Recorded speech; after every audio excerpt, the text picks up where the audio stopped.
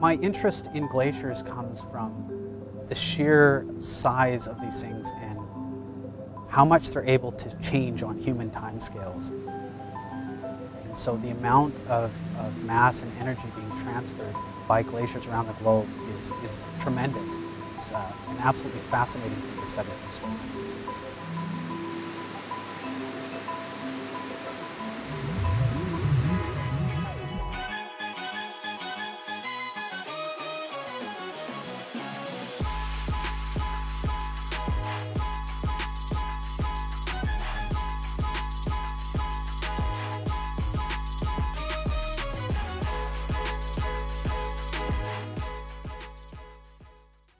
Mountain glaciers are some of the most charismatic parts of the cryosphere. Some might cling to the edges of cliffs at higher elevations, then lay bare and flat in a broad plain, looking cracked and weathered like elephant skin, before tumbling thousands of feet toward the sea and terminating in a dramatic calving front. They're like motion frozen in time, until they aren't. They tell a story about the distant past and yet are incredibly responsive to the present. You can understand why they'd be captivating to all of us, and especially cryospheric scientists. Meet Alex Gardner, a cryospheric scientist at NASA's Jet Propulsion Laboratory, who is going to help break down what a classic West Coast North American glacier might look like, where high amounts of snow dump onto the mountains. And at higher elevations, there's melt in summer, but not enough melt to get rid of all of that snow. And so that snow accumulates, it compacts, it turns into ice, and it starts to flow under its own weight, and it flows down the valleys. And as it flows down the valleys, it actually carves those valleys out, and it makes them deeper. And so it creates these beautiful fjords where the ice flows down, snakes out, and down to the ocean or to the lakes or further inland. And so that ice is flowing, it's moving. Alex uses satellite data to study large-scale changes in glacial ice. But 2,000 miles to the north, Chris Larson from the University of Alaska Fairbanks spends a lot of time studying glaciers from the air. He's been flying over Alaskan mountain glaciers for many years, most recently on a NASA-funded mission called Operation Icebridge Alaska. He's absolutely enamored with his local rivers of ice. And what do you love about mountain glaciers? Well, they're in mountains, so they're really pretty. You couldn't ask for a better way to experience Alaska on a large scale than to go flying around for campaign after campaign and look at all of the mountains in Alaska.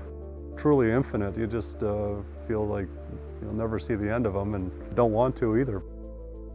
But Chris doesn't spend weeks away from home and family for the views. Chris and his colleagues at NASA want to answer some pretty big questions by learning more about Alaskan glaciers and how they tick. You know, why does NASA care about these? Well, they actually disproportionately contribute a large amount to sea level rise. In the long run, as the Earth warms due to climate change, the big ice sheets and mighty outlet glaciers of Greenland and Antarctica stand to contribute the most to sea level rise, simply because the vast majority of the planet's ice is stored there. But currently, it's the world's smaller mountain glaciers in comparatively warmer places like Alaska and Patagonia that are contributing about a third of all inputs to sea level rise, even though they account for only 1% of the world's ice. Mostly due to them being dynamic. They have water at the bed, which allows them to slide fast, and they react quickly to climate change and have higher velocities than their polar counterparts. Back at JPL, Alex uses satellite measurements of global ice and computer models to predict ultimately how much sea level rise we might see due to climate change. But in the case of mountain glaciers, we also care about the local impacts of disappearing ice.